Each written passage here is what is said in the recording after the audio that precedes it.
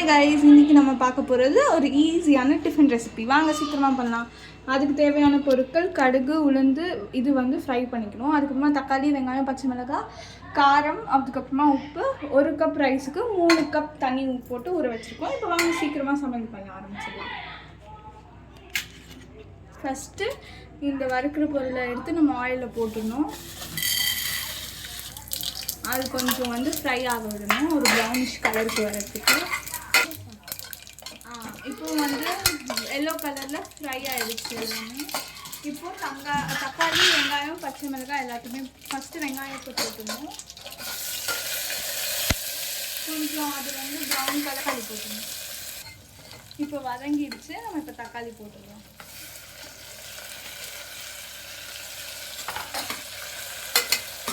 இப்போ நல்லா மிக்ஸ் பண்ணி கலரி வச்சுக்கணும்.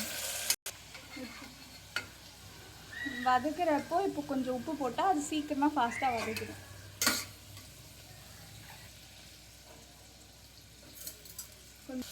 தக்காளி வேணும்னா போட்டுக்கலாம். தக்காளி வந்து ஆப்ஷனல். இப்போ உங்களுக்கு ஒரு ஃப்ளேவரான டேஸ்ட் வேணும்னா தக்காளி போட்டுக்கலாம், இல்லைன்னா தக்காளி வேணும். இதுனா உப்புமா தானே, ஸோ தக்காளி வேணும். இப்போ காரத்துக்கு ஒரு 1/2 ஸ்பூன் மிளகா பொடி போட்டுக்கலாம் நம்ம.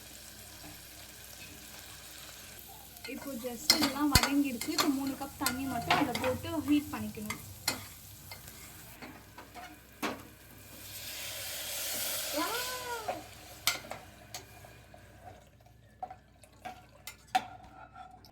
இப்போ இந்த தண்ணி கொஞ்சம் பாயில் ஆகி கொதிக்கிற மாதிரி வந்தப்புறமா ரைஸ் போட்டு மூடிட வேண்டியது தான், ஒரு 3 விசில்ஸ்க்கு.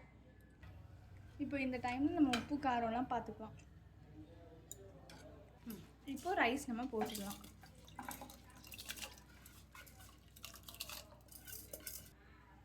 இப்போ பபிள்ஸ் வர ஆரம்பிச்சிருச்சு. இப்போ நம்ம குக்கர் மூடிடலாம். சூப்பரான ஃபுட் ரெடி ஆகிடும். இப்போ 3 விசில் வந்தோடனே டேஸ்டியான ஃபுட்டை ஓப்பன் பண்ணி பார்க்கலாம். இதெல்லாம் ஓரமாக இருக்குதுன்னு பார்க்குறீங்களா? இதுக்கும் அதுக்கும் சம்மந்தமே இல்லை. ஆனால் இது ஊரில் இருக்கிற மாம்பழம், மாங்காய் மாதிரி இருக்குது, ஆனால் மாம்பழம்னு சொல்கிறேன்னு பார்க்குறீங்களா? பாருங்கள், இது மாம்பழம் தான். நாங்கள் சும்மா சாப்பிட்றதுக்காக வச்சுருக்கோம். செம்ம ஸ்வீட்டாக இருக்கும். பழத்துக்கு ஏற்ற பேர் சக்கரை கொட்டை.